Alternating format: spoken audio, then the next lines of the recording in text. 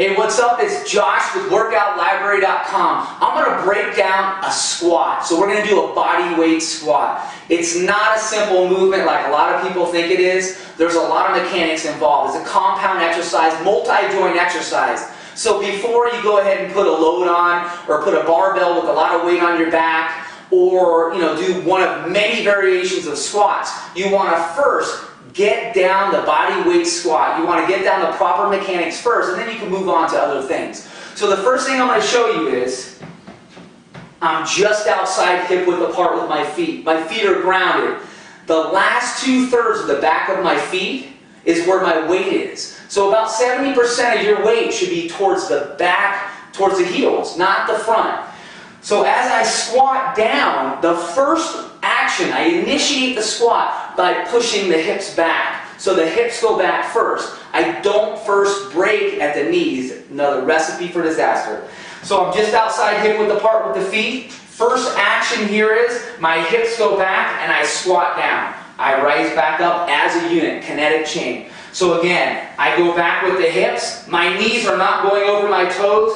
My thighs are about parallel to the ground, and I rise up as a unit. I rise up as a unit. That means I'm not going up first with my shoulders. I'm not first initiating it with my shoulders. My chest is not raising up, and I'll show you that. So you want to watch for this when you're squatting, or if you're a trainer and you have clients that you're watching with the squat. Is they'll descend, and as they rise up, some people do this, they'll first raise their shoulders up and their chest up. So they're on the bottom portion right here, and then they'll raise up with their chest and their shoulders, and that's not good for the lower back at all. It's very dangerous, actually. So another main key point to watch for, like I mentioned, the hips go back first when you squat. That's the first movement. The hips go back first. The thighs are parallel to the ground. My knees are tracking over my toes, or tracking with my toes, so they're in line with my toes, but they're not going over the toes.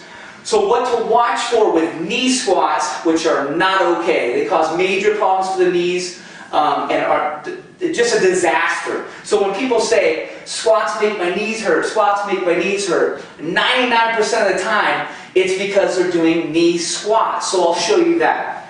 This is what to watch for with knee squats. People will first break at the knees. So they'll break down at the knees, and then their hips will go back a little bit. And then what you'll see is my knees are going over my toes, and then my butt is over my heels. So again, they first break at the knees, and then the hips go back. Sometimes their heels will even be off the floor because they're putting all the weight towards the front of the foot. You do not want to break at the knees first. So again, breaking at the knees first is boom, and then they'll push the hips back. A proper squat is where you squat back. It's not just sitting down, it's sitting back. You're sitting in a chair. So you squat back with the hips first, and you lower yourself, and you rise up as a unit.